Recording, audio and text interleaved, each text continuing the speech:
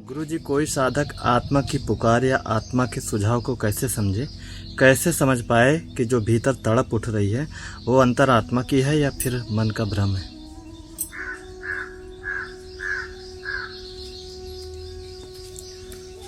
देखो, बड़ा बताया गया है आत्मा, परमात्मा, रूहानियत, रूह, है ना, चित्त, चेतना इत्यादि इत्यादि। ये सब जो बताया गया है इसका लिटरल मीनिंग तो अभी किसी को पता ही नहीं है ना। चाहे कितने आप प्रैक्टिकल साइकोलॉजिकल लेवल पे कर लीजिए, वो आत्मा का तो वैसे पता चलता नहीं है, क्योंकि वो परमात्मा का अंश है। जब परमात्मा को उपलब्ध हो जाता है तब उसको पता चलता है कि वास्तविक आत्म स्वरूप क्या था।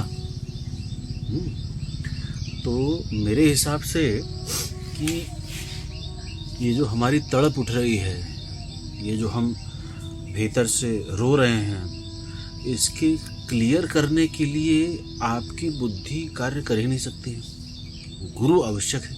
ठीक है, किताबें कुछ हद तक आपको क्लियर कर देंगी, लेकिन फिर दूसरी किताब कंफ्यूजन क्रिएट कर देगी। तो ये चीज़ें इतनी ज़्यादा कॉम्प्लेक्स्ड हैं कि आपको उसको उतनी गहराई से समझने के लिए दो चीज़ों की आवश्यकता है, एक गुरु और एक साधना। गुरु भी तो बताएगा ही ना, लेकिन उसको अनुभव पे लाने के लिए साधना, साधना के लिए गुरु। तो ये दो चीज़ें अत्यंत आवश्यक हैं अगर किसी को ये समझना है। तो उसके लिए क्या है, पहले को बढ़िया गुरु ढूंढ लो। ठीक है, गुरु मिल जाए तो साधक ढूंढ लो। मतलब जो गुरु ढूंढ रहा है वो पहले साधक तो ढूंढ ले कि साधक है कि नहीं। तो उसमें होता क्या है कि मैंने बताया कई बार कि वो व्यक्ति जो तड़प रहा है, जो परेशान हो रहा है, जिसके अंदर पीड़ा हो रही है इस जगत से, और सो कॉल्ड किताबों ने बड़ा धक्का दे दिया है कि अरे माया जगत है, पीड़ा दे रहा है, अरे ये है वो है, तो उसके लिए वो खान पान भी अवेलेबल कर दिया है कि वो सेटिस्फाई हो जाए कि हाँ ये जगत पीड़ा दे रहा है। तो क्या वाकई में वो व्यक्ति आत्मोन्नति के लिए, ईश्वर से मिलने के लिए, ईश्वर प्राप्ति के लिए, कैवल्य के लिए ही परिपक्व हो चुका है, जो उसके लिए ही आगे बढ़ रहा है, तब उसको ये माया कष्ट दे रही है? या उसको अलग अलग क्षेत्रों में विजय नहीं प्राप्त हो पा रही है, उसके अहंकार की पुष्टि नहीं हो रही है, इस कारण से उसको पीड़ा हो रही है, इमोशनल लेवल पे, साइकोलॉजिकल लेवल पे, ब्रेन लेवल पे अगर वो पीड़ा हो रही है, तो उसको भी समझाने के लिए साइकोलॉजिस्ट या गुरु की आवश्यकता पड़ती है। भैया ये तुम्हारा जो है इस कारण से हो रहा है ना। अब कोई कह रहा है मुझे बहुत ज़्यादा भय लगता है, कमरे में भय लग रहा है, भय लग रहा है, अब वो पूर्व जन्म से भी हो सकता है, या आपका कुछ ग्लैंड में डिस्टर्बेंसेस हो, तो उस ग्लैंड के कारण उसमें डिस्टर्बेंस है, तो वो आपका एक कारण बन सकता है कि आपको भय हो रहा है, अहंकार बहुत ज़्यादा हो रहा है। ठीक है, अब अहंकार भी जो जन्म रहा है वो भी आपके भय से ही हो रहा है कि साले को मैं मर ना जाऊँ कहीं। तो वास्तविकता तो वही है कि वो मरने ही वाला है, मर ही रहा है, लेकिन उसको झुठलाना ज़रूरी है। तो वो अहंकार जन्मता है कि मैं भैया अपने आप को हर तरह से सेव करके चलूँ, मतलब एजुकेशन से सेव कर लेता है, एकदम टॉप क्वालिटी की एजुकेशन ले लेता है। दूसरा नौकरी चाकरी कर लेता है या बिजनेस कर लेता है कि चलो फ्यूचर सिक्योर हो जाए। शादी वादी कर लेता है कि भैया बचपन तो जवानी तक हो गया, आगे टाइम कोई संभालने वाला हो, तो ऐसे वो सिक्योर करके चलता है अपने आप को। वो चीज़ें सारी उसकी संसार के द्वारा जो सताया जा रहा है, और वो आध्यात्मिक प्राणी है ऐसा ना समझे, तो उसको अपने आप से भी जांचना परखना पड़ेगा। हमारे वीडियोस में कई बार ऐसे चीज़ों को बताया गया है कि वो व्यक्ति अपने मिथ को खुद जान ले कि वो मिथ में पड़ा हुआ है कि वो आध्यात्मिक व्यक्ति है। कई बार लड़की छोड़ देती है, आदमी गुरुजी ढूंढने चल देते हैं। भैया लड़की से छूट के तुम गुरुजी के पास कैसे जा रहे हो? अब क्योंकि इमोशनली और सेक्सुअली और फिजिकली वो बहुत ज़्यादा इन्वॉल्व हो चुके थे, वो आदत हो चुकी थी मन की, अब वो टूट गई, अब वो वही चाहिए। अहंकार, कहाँ बाबा जी देखें कुछ वशीकरण कर दें, कहीं को गुरु जी देख लें जो हमको ऐसी चीज़ दे दें कि बस हमको जो है जो मांगे मिल जाए। बाबा जी ऐसे मिल जाएं, वो कहते हैं कि वो किताब आनंद है, कल्प वृक्ष है, उसके नीचे बैठ के जो मांगो सब मिल जाता है। ऐसी ऐसी कहानियाँ हैं। तो अब वो कल्प वृक्ष के नीचे बैठा दे गुरु जी कम से कम।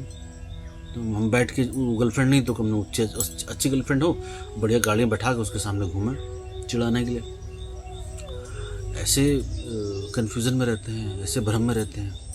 तो ऐसे लोगों का जो दुख और पीड़ा होती है वो पलायन से आती है कि भैया मेरे पास पैसा नहीं है, मेरे पास लड़की नहीं है, मेरे पास घर नहीं है, मेरे पास ज़मीन नहीं है, मेरे को समाज में दुत्कारा जाता है, मुझे कोई अच्छा नहीं बोलता है, मुझे कोई तारीफ़ नहीं करता है, तो मेरे को जो है अंदर से पीड़ा है। गुरुजी ये संसार मेरे लिए नहीं है, तो मेरे को तो जो है गुरुजी ईश्वर चाहिए। ये तो मौका पड़ने पे ऐसे चौका मारेंगे कि गुरुजी को भी जो लात मार गिराएंगे, क्योंकि ये जिस क्षेत्र में रहेंगे वहाँ पे देखेंगे कि मेरा अहंकार कहाँ कोई पुष्ट नहीं कर रहा, कोई हवा नहीं दे रहा है। तो गुरुजी के पास तो अहंकार कोई आपको हवा करने के लिए बैठेंगे नहीं, जो सही गुरु है। तो वो हवा करेंगे नहीं, तो वहाँ पे अहंकार चोटिल होगा तो वहाँ से भागेगा। लेकिन बटोर वो लेगा जिसके कारण से, जिसके आधार पे वो व्यक्ति बाहर समाज में जाके बोला है, अरे दाढ़ी बढ़ गई बाबा बन गए, हाँ मैं बताता हूँ तुम्हारा, ये इम्प्रेस करने के लिए कि भैया तुम संसारिक लोग हो, मैं तो बाबा हूँ। तो अहंकार उसको दूसरी दिशा ले लेता है। वो भी कारण नहीं है किसी के भी आध्यात्म में प्यास जन्माने का। लेकिन इसके साथ ये भी है कि यही माया सपोर्ट करती है वो प्यास जगाने के लिए। क्यों? क्योंकि आपको बार बार तोड़ेगी, क्योंकि माया सहयोगी है ना आपको इष्ट से ईश्वर से मिलाने के लिए। तो वो क्या करेगी, वो आपको बार बार तोड़ेगी। जैसे लड़की आ गई आपके जीवन में, तो वो ऐसा करेगी कि लड़की के माध्यम से आपको चोट पहुंचवाएगी। पिता आ गया, पिता से प्रेम मोह बहुत घनिष्ठ एकदम मित्रवत, पिता को छोड़वा देगी, पिता चले जाएंगे। अब उसके लिए संसार पिता था, पिता के अलावा उसको कुछ पता भी नहीं था। बचपन से लेके जवानी तक, पैसा कमाने तक उसके लिए सिर्फ पिता था और कुछ नहीं था। वो पिता छीन लेगी, अब कहाँ खड़े होगा वो, फूट फूट कर होगा कि मैं, मतलब उसका अस्तित्व तो ही पिता था, पिता छिन गया, उसका अस्तित्व छीन लिया गया।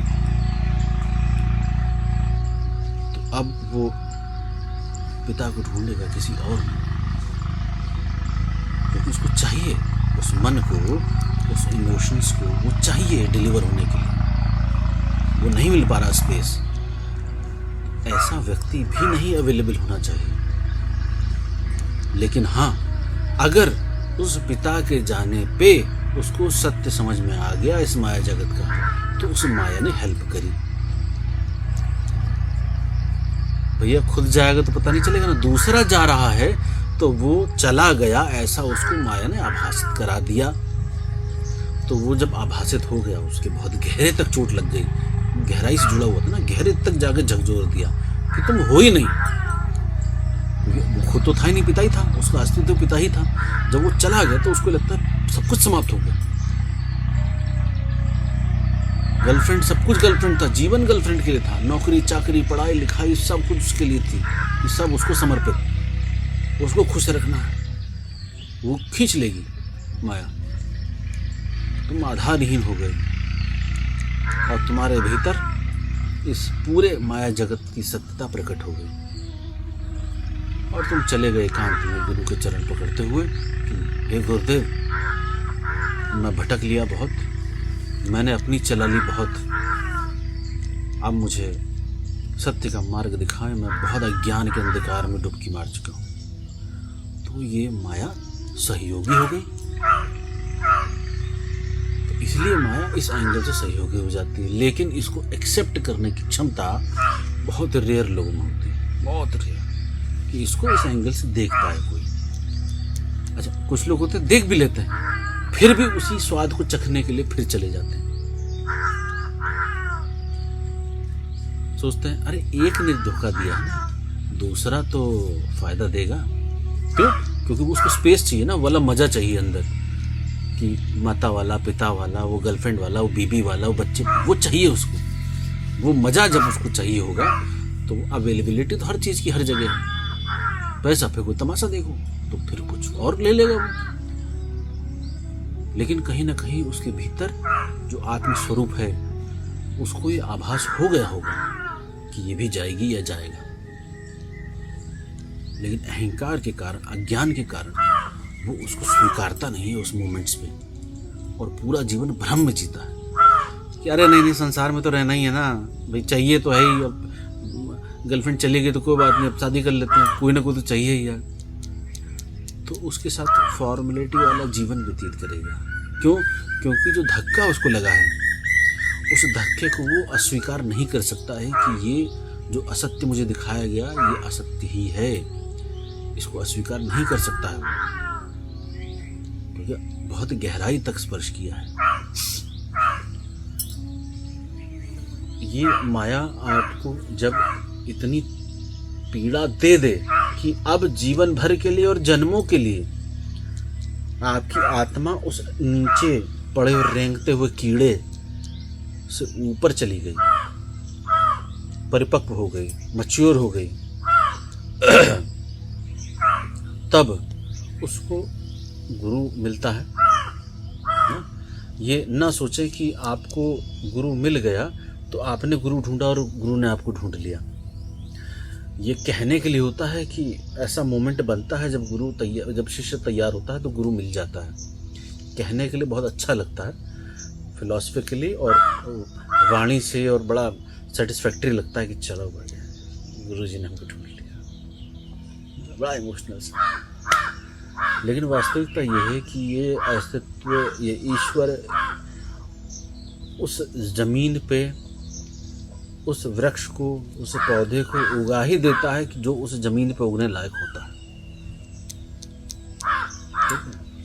रेगिस्तान में सेब का वृक्ष नहीं लगेगा, बबूल ही लगेगा। ठीक है, तो वो धरा अपने हिसाब से उस स्थान पर उस बीज को आरोपित कर ही देती है। ये घास उग रही है, ये उगेगी ही, और मौसम आएगा, ये जल के खत्म होके सफेद होके खत्म हो ही जाएगी और ये फिर आएगी। और इस प्रकार से अस्तित्व अनेकों नेक कल्पों से आता रहा है, आता रहेगा। उसका कोई निश्चित नहीं है कि ऐसा ही होगा। हाँ, जब बुद्धि क्षीण हो जाए, बुद्धि ऐसी हो जाए कि हमको अपने हिसाब से चलाना है, तब वो आपके हिसाब से चलता हुआ आभासित आपको होगा। जैसे कभी किसी को आभासित था कि सूर्य हमारे चक्कर लगा रहा है, जब सत्य हुआ तो सूर्य नहीं लगा रहा है। आप इतने बड़े नहीं हो कि सूर्य लगा रहा है चक्कर, आप बहुत छोटे हो, आप लगा रहे हो चक्कर। उसी प्रकार से ये घटनाएं अस्तित्व में स्वतः घटित होती हैं। समुद्र में आप डिसाइड कर सकते हैं अब ये वाली लेयर नहीं उछलेगी, वो वाली लेयर उछलेगी। अनेकों लेयर उछल रही ना उसमें। आप नहीं डिसाइड कर सकते हो कि उस पानी से जो उछाल उठ रही है उसमें से बूंद ऊपर उछलेगी या नहीं उछलेगी। ये स्वतः होता है और इसका कोई मैकेनिज्म नहीं है। इसी तक आने के लिए साधक के लिए, यात्रा के लिए बोला जाता है कि आप इस मोड तक आइए कि आप कुछ नहीं हैं, आप कुछ नहीं कर रहे हैं, हो रहा है। कोई कुछ नहीं कर रहा, सिर्फ हो रहा है। तो जब इस प्रकार से कोई साधक अपने जीवन को जीता है कि मेरे को अपने आप को तोड़ना है, मुझे अपने आप को जानना है, तो ये जो माया जगत है उसको हेल्प करता है कि मुझे अपनी जो ये भीतर की असंतुष्टि है ना, वो मुझे सेटिस्फाई करनी है। ये जो खालीपन है, मतलब मेरे पास पैसा भी है, मेरे पास बीबी बच्चे माता पिता मकान ज़मीन जायदाद, लोग प्रेस करने वाले हैं, तारीफ़ करने वाले हैं, हर जगह मेरी बढ़ाई हो रही है, हर जगह मैं सक्सेसफुल हूँ। ये असंतोष कहाँ से आ रहा है? ये उस व्यक्ति को भीतर से स्वयं पता चलता है कि असंतुष्टि है और ये कहीं नहीं भर सकती है। ये खालीपन कहीं नहीं भरा जा सकता है। ये खालीपन सिर्फ आपके अज्ञान के जाने के बाद ही जाएगा और इसका दूसरा कोई भी आंसर नहीं है, कोई भी उत्तर नहीं हो सकता है, इसका कोई भी संकेत मात्र भी नहीं हो सकता है। और ये असंतुष्टि आपको तड़प पैदा करती है। और कहीं कहीं किताबों को पढ़ लिया, यूट्यूब को देख लिया, संत के मुँह से सुन लिया, वो उसको और हवा दे देती है। कहानियाँ उसको भ्रम में डालती हैं, लेकिन कहीं कोई एक शब्द स्पर्श कर जाता है। अब जैसे हमने सबको बैठे हुए थे, गर्मी की बात है, सब साधक बैठे हुए थे, तो हमने उनसे कहा कि भैया चलो, जैसे हम आप लोगों को कुछ ना कुछ थोड़ा बहुत कभी कभार करा देते हैं, भिन्न भिन्न प्रयोग कराते हैं। तो उसमें हमने ये बोला कि ये बताओ कौन बोल रहा है? आप लोगों से बोला ना, सबसे बोला भाई आप सब स्वयं बताओ क्या कौन बोल रहा है। तो उसमें सब लोग जो है बकर बकर करने लगे। भैया पूछा जा रहा है कौन बोल रहा है, तुम बताओ ना कौन बोल रहा है। लेकिन फिर शब्द आने लगे।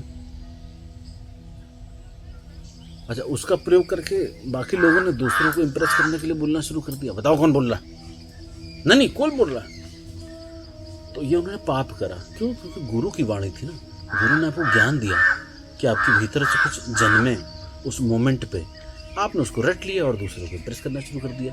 तो ये पाप वाली बात है, ये गलत बात है, ये झूठी बात है। आप तब पूछने लायक होते जब आपके पास उत्तर होता गुरु के समक्ष कि ये बोल रहा है।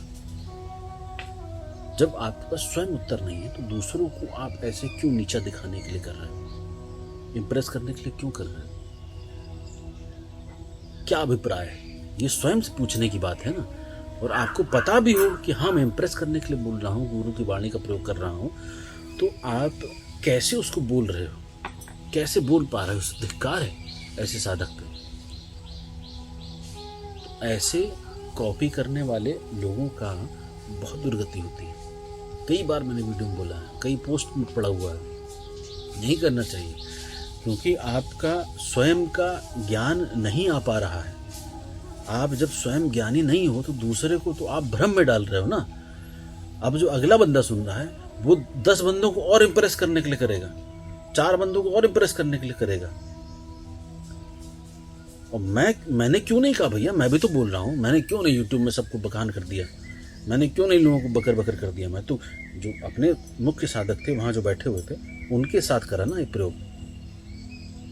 क्यों प्रयोग करा? क्योंकि गुरु ज्ञान देना चाह रहा है, उस आत्मा के स्तर को ऊपर उठाना चाह रहा है उन्नति हो जाए। ये नहीं चाह रहा है कि तुम इसको लेके अपने अहंकार को पुष्ट कराने का टूल बना लो।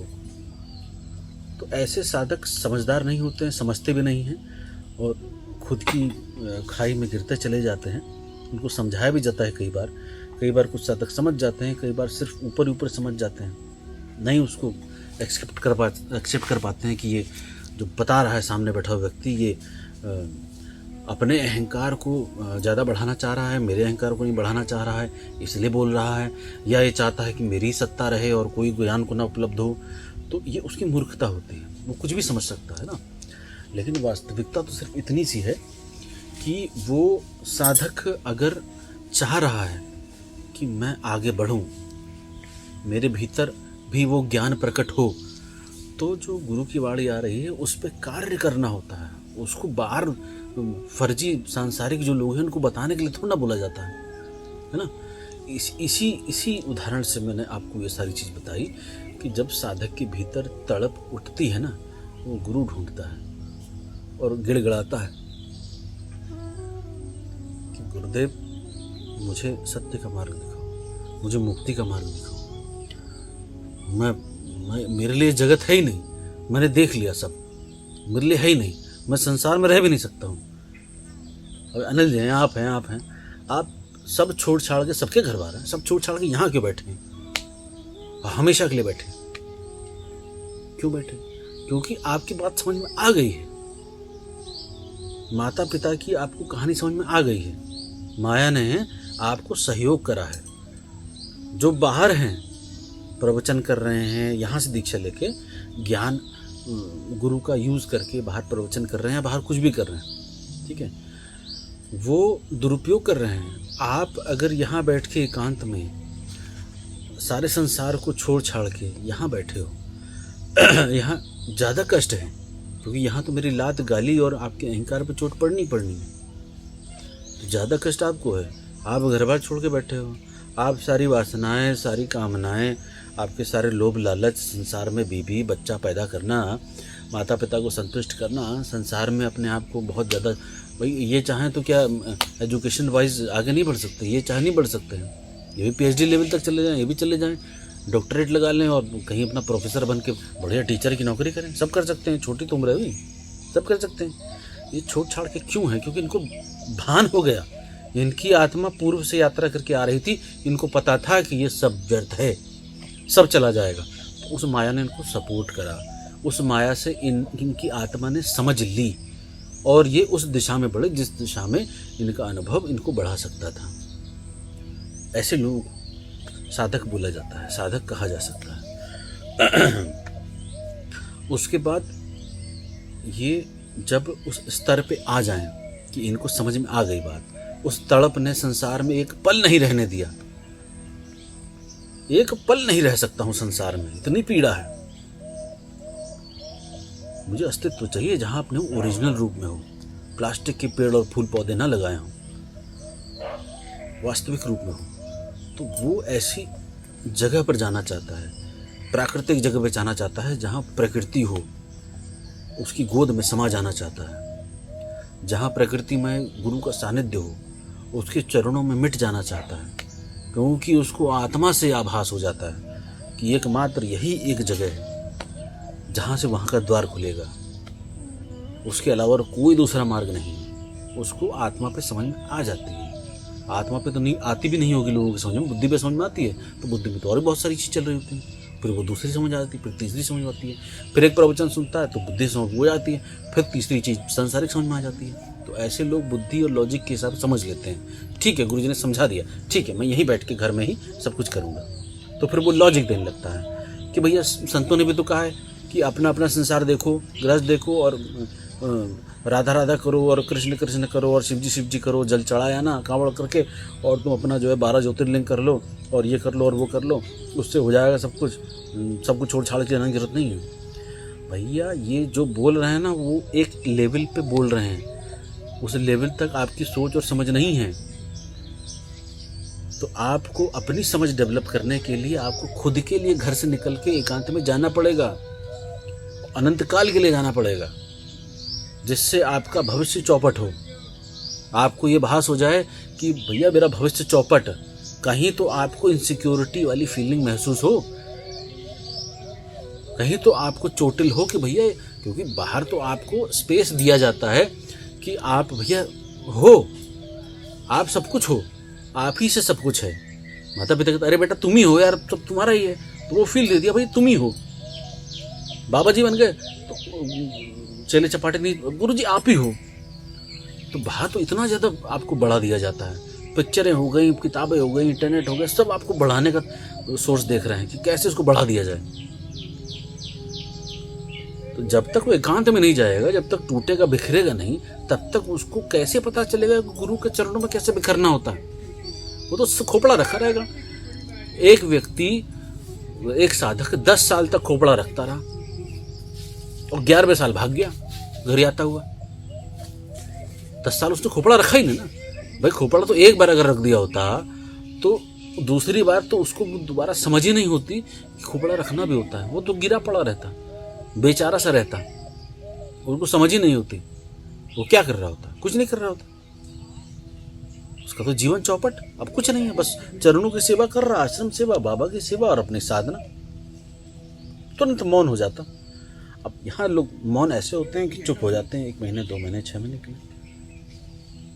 कहते गुरु जी मैं तो बस 2 4 5 लोगों से बात करता हूँ, बाकी से बात नहीं करता, बहुत मौन में ही हूँ। इसको मौन कहते हैं। मौन तो घटना बहुत बड़ी होती है। तो साधकों को, जो चालाक साधक, उनको तो समझाना भी बेवकूफ़ी है, समझा नहीं जा सकता। तो जब आप के भीतर ये तड़प उठती है, फिर गुरु मिलता है, फिर आप साधक बनते हो, टूटते हो, बिखरते हो, फिर वो तड़प एक पराकाष्ठा तक पहुंचती है, उसकी एक लिमिट होती है। उसके बाद वो टूट के ऐसी बिखरती है कि सिर्फ उसकी हाथ डोर, उसकी जो पतंग की डोर है वो सिर्फ उसके हाथ में होती है, उसकी चलती नहीं है। और धीरे धीरे धीरे धीरे बहते बहते बहते बहते वो उसमें घुल मिल जाता है, जैसे शक्कर पानी में, खत्म, उड़ गया, खत्म हो गई, पता नहीं चलेगा, आइडेंटिफाई नहीं कर सकते। लेकिन हाँ, पानी का टेस्ट मीठा हो जाता है, मज़ा आता है शरबत पीने में। तो ऐसे व्यक्तियों को, ऐसे साधकों को, जो मेरी वीडियो है पूरी, उसमें जो संदेश मुख्य ये है कि एक तो आपकी जो तड़प है उसको आइडेंटिफाई करिए, है ना, कि भ्रम है कि वाकई में तड़प है। प्रश्न आपका यही था ना कि कैसे जानें, तो वो जानने के लिए पहले तो हर व्यक्ति को आपको जो है साइकोलॉजिकल टेस्ट करा लीजिए। क्या आपको अगर गुस्सा आता है, भैया साइकोलॉजिस्ट के पास जाओ, ठीक है, गुरुजी मुझे बहुत गुस्सा आता है, तो साइकोलॉजिस्ट से कहो, टीचर जो भी उसको मानो, गुरु मान लो, जो भी मानो, मुझे बहुत गुस्सा आता है, मुझे बहुत काम उठता है, मेरे को ये होता है, मेरे को वो होता है। वो चीज़ें वो क्या है, अपने हिसाब से वो टेस्ट करेंगे, चेक करेंगे, ठीक है, और आपको एक वैज्ञानिक तरीके से एक रिजल्ट बना के देंगे, भैया आपका कैरेक्टर ऐसा है, ठीक है। अब इस कैरेक्टर के हिसाब से आप अपना निर्णय लो, उनकी बात को सत्य मत मानो, वो जो उन्होंने रिजल्ट निकाल के दिया उससे निर्णय लो। 2 महीना, 6 महीना, 10 महीना, साल भर तुम उसको जांचो परखो कि ये जो बताया गया है क्या मैं वैसा ही कर रहा हूँ, क्योंकि अपने आप को कोई देखता नहीं ना, और देखता भी तो भुला के रख देता है, स्वीकारता नहीं। तो वो जब आपके हाथ में आ जाए रिपोर्ट, उसके बाद उसके निर्णय करो कि क्या मैं ऐसे ही हूँ, ये जो बताया गया क्या मैं ऐसा ही व्यवहार करता हूँ, क्या मैं इसी कारण से कर रहा हूँ। आप समझ जाओगे कि आप किस कारण से कर रहे हो, ठीक है। अगर आपकी धोखा देने की प्रवृत्ति है तो उसमें पता चल जाएगा आपको कि आप धोखा किस कारण से दे रहे हो।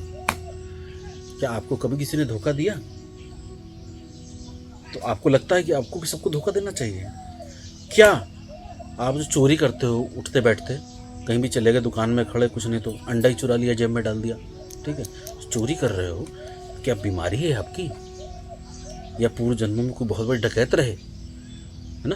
तो ये सब चीज़ें जो हैं, ये अलग अलग टेस्ट कराने से, पूर्व जन्मों में जाने से सब चीज़ें निकल के आती हैं। उसको जांचो परखो।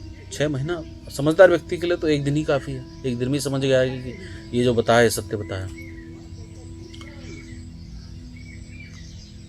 जिसकी ना समझ अभी उपलब्ध हुई, समझ को नहीं उपलब्ध हुआ हो, धीरे धीरे उसको समझ अगर आ रही हो तो उससे 6 महीना, साल भर, 5 साल, 2 साल उस चीज़ को समझे ये किस वजह से हो रहा है, और ये जो बता रहा है अगर सही है तो उस पर कार्य किया जाए। दूसरा, अगर वो ये साइकोलॉजी ना समझ पाए, है ना, ये टेस्ट वो चीज़ को ना निकाल पाए चीज़ों को, ठीक है। मान लो ये अनिल जी गए, इनके पास सब व्यवस्था है, साइकोलॉजी के पास गए, वो टेस्ट कर दीजिए, मेरे को ऐसी बेचैनी हो रही है, मेरे को पीड़ा हो रही है, मेरे को प्रॉब्लम हो रही है, मेरा संसार मन नहीं लग रहा है, इत्यादि इत्यादि। तो उनसे प्रश्न पूछेगा कि माता पिता से अनबन है क्या? कहने नहीं, मैं तो बहुत प्रेम करते हैं, मैं भी बहुत प्रेम करता हूँ। अच्छा, बीवी से, बच्चों से, मित्रों से, वर्क में, ठीक है। तो वो अपना जब एंगल बताएगा कि मुझे ऐसा लगता है ये संसार मेरे लिए नहीं है, मुझे मुक्ति की तरफ चलना चाहिए, तो वो धीरे धीरे उस पॉइंट को लेके आएगा। तब वो जानेगा, समझेगा कि यार ये व्यक्ति वाकई में जो है, इसको मेडिटेशन और वो सब की ज़रूरत है, इसको थोड़ा सा वो चाहिए, रिलैक्स चाहिए, मतलब ये काम वाम में जो है फंसा हुआ है बहुत ज़्यादा, इस वजह से थोड़ा सा रिलैक्स चाहिए। तो ये करके देख, थोड़े दिनों चले जाओ, आश्रम चले जाओ, कहीं रह लो, 2 महीना, 6 महीना, साल भर के लिए वैकेशन लेके चले जाओ। साल भर में चेक करूँगा कि मैं वाकई में साधक ईश्वर वाला हूँ, या मैं थोड़ा सा पलायन चाहता हूँ उस स्थान से, चेंज चाहता हूँ, थोड़ा सा पर्यटन मांगता हूँ। पर्यटन का इसीलिए है ना, मैंने कई बार बताया कि आदमी एक जगह जब बोर हो जाता है तो थोड़ा सा लगता है कि अलल करा, कुछ गलत लग रहा है, बेकार जगह है, चलो कहीं चलते हैं। तो वो दारू बोतल, डीजे उठाया, जीन्स खिसकाया और सीधे हिमालय पे, और वहाँ थोड़ा सा हो हल्ला करा, दारू पिया, उल्टी करा, जीन्स खींची, फिर वापस। तो अगर ऐसा वाला स्पिरिचुअल है, हो हल्ला वाला, तो उसको अपने आप को पहले चेक कर लेना चाहिए, ठीक है। अगर वो ऐसी स्थिति में आके उसके भीतर जो उसको लग रहा था कि ईश्वरी प्यास है, वो अगर और बढ़ रही है और जागृत हो रही है और भड़क रही है, तो समझ ले कि भैया वो सही जगह आ गया है। और अगर वो वहाँ के सेटिस्फाई हो गया, वहाँ आगे अगर सेटिस्फाई हो गया कि यार सही जगह एकांत है, मतलब अपने आश्रम की बात नहीं कर रहा हूँ भैया, ये भी ध्यान रहे, वहाँ आके अगर सेटिस्फाई हो गया कि चलो प्रकृति है, गुरुजी सुबह 1 घंटा मेडिटेशन कराते हैं, फिर स्पा होता है, फिर स्विमिंग पूल में डांस करते हैं, फिर थोड़ा सा आराम करते हैं, बढ़िया वेजिटेबल खाने को है, फिर जल नेति इत्यादि होता है, फिर हम लोग जो है सुबह नेति ध्यान वान सब हो रहा है, शाम को हो रहा है, फिर बढ़िया तबला और संगीत में भजन चल रहा है, उसके बाद आराम से सो रहे हैं प्रकृति में, एसी भी चल रहा है। ऐसे अगर उसको यहाँ पे सेटिस्फेक्शन हो रहा है तो ये समझ लेना कि वो सिर्फ ऐसा व्यक्ति है जो आराम मांगता है कुछ समय के लिए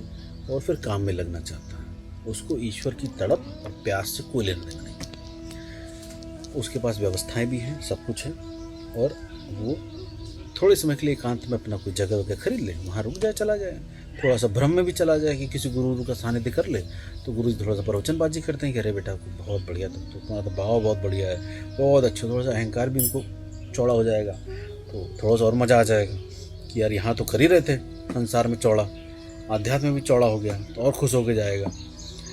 तो लेकिन जो वैसे लोग हैं जिसको वहाँ आके उसकी वो भड़क गया और तड़प हो गई, प्यास और भड़क गई, हमारे जैसे आश्रम में, वो था दूसरे आश्रम, यहाँ आके भड़क गई और प्यास चाहिए और बुझानी है, और क्या करें और क्या करें। तो ऐसे लोगों को ये एक समझ लो एक रिजल्ट के तौर पे देख लेना चाहिए कि वो मैंने संसारिक टेस्ट कर लिया, ये मैंने अपना यहाँ पे टेस्ट कर लिया, तो इन दोनों का रिजल्ट मेरे सामने है। अब मैं समझ सकता हूँ कि भैया मैं कौन सा वाला हूँ। और इसमें भी एक बहुत टॉप क्वालिटी के चालाक होते हैं, बहुत टॉप क्वालिटी, जिन्होंने सब पढ़ लिया होता है, सब कुछ पढ़ लिया होता है, ठीक है, स्पिरिचुअलिटी भी और डॉक्टरी भी और वकालत भी और इंजीनियरिंग भी सब पढ़ लिया उन्होंने, सारे प्रवचन एकदम रट लिए अंदर तक।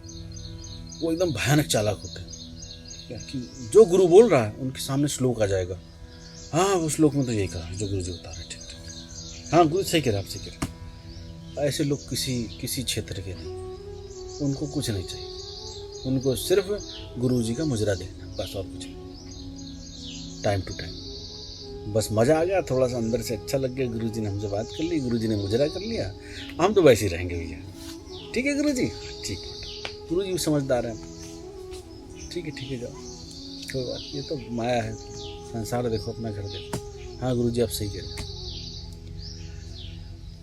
तो ऐसे साधक की पीड़ा जानी परखी जांची जा सकती है कि वो भ्रम में है कि वो वाकई में ईश्वर की लिए निकला हुआ एक यात्री है जो कहीं पहुंचना चाहता है। और इसमें भी साधकों में भी जो है, मैंने कई बार कैटेगरी गिनाई भी ना, साधकों में इसमें एक कैटेगरी एक और निकाल लो फिर, क्या वो साधक खूब साधना करेगा, खूब मंथन करेगा, खूब प्रवचन सुनेगा, खूब रहेगा एकदम मस्ती में, गुरु जी आनंद ही आनंद, मौज मौज, अंदर अंदर उसके कुल बुलाता है, बस 1 साल 2 साल 4 साल बहुत है, तब तक फुल यहाँ करते हैं, उसके बाद सीख जाएंगे, समझ जाएंगे, फिर अपना एम्पायर खड़ा करेंगे। गुरु जी के अलावा तो हमारा कोई है नहीं, बस ये करेंगे यार, ये महान चालाक तपस्वी हो गए। गुरु जी तो कहेंगे, जो कहेंगे गुरु जी जो करेंगे गुरु करेंगे, और जो कहेंगे हम वही करेंगे गुरु जी। लेकिन हमारा ये है सिस्टम अंदर अंदर ऐसा है, हम आपके लिए करना चाहते हैं भैया, यहाँ आए टूटने के लिए, अब तुम गुरु के लिए कुछ करना चाहते हो, पहले अपने अंदर तो काम करो। जो पाप है जिसके कारण तुम गुरु के पास नहीं बैठने चाहिए, उस पर तो काम करो, ताकि पास बैठने लायक तो बनो। और तड़प वाले साधक मैं बता दूं, जो तड़प वाले होते हैं उनको कुछ पता ही नहीं होता, वो तो सर फोड़ते हुए जा रहे होते हैं, आंख बंद करते हुए, अंधे बिल्कुल, बस एक अंदर से एक लौ लगी होती है उसकी, ठीक है, वो उसकी तरफ अंदर से अंतर मन से देखता हुआ चल रहा होता है, अंतर चित्त से, बस मुझे तो चलना। इधर सामने सर फोड़ेगा, हाथ देखेगा कहाँ रास्ता मिल रहा है, फिर उधर चलेगा, फिर उधर सर फूटेगा, पैर में कांटे लगेंगे, लेकिन वो उस तरफ बढ़ेगा। असली जो मैं बता रहा हूँ, असली जो यात्री होते हैं वो ऐसे होते हैं। और बाकी चालक तो जांचेंगे परखेंगे, यूट्यूब पर पहले हर किसी को बात करेंगे, वीडियो देखेंगे, ये करेंगे वो करेंगे, फ़ोन बात करेंगे, फिर जांचेंगे परखेंगे, तो 1 दिन 2 दिन 4 5 दिन 10 दिन साल भर जांचेंगे परखेंगे, ठीक है कसौटी पे हो रहा है नहीं हो रहा है, हाँ ठीक है गुरु जी अब चलो दीक्षा दे दो, चलो समझ गए। तो ये थी कहानी भैया, आशा है आप लोगों को अच्छी लगी होगी, और मैं फिर दोबारा आपके किसी निवेदन पे, दोबारा किसी प्रश्नवाचक प्रलोभन पे मैं फिर किसी दिन मुजरा करने के लिए आऊँगा। जय श्री काली। सभी रोंगटे खड़े हुए उसको देखते ही। उसका एक प्रयोग है मंत्र के साथ, वो जब मैं साधकों को देता हूँ उस मंत्र के साथ प्रयोग में बताता हूँ कि आप उस दंड को पकड़ के, जैसे भैरव दंड है, उस दंड को पकड़ के ऐसे 3 बार उस मंत्र का उच्चारण करके अगर आपने 3 बार उस स्थान पर ठोक दिया तो समझ लीजिए 20-20, 50-50, 100-100 किलोमीटर दूर तक उसके उच्चारण से और उस ठोक से पड़ने वाली चोट उस धरती के भीतर ही नहीं ऊपर की भी शक्तियों को सफाई कर देती है।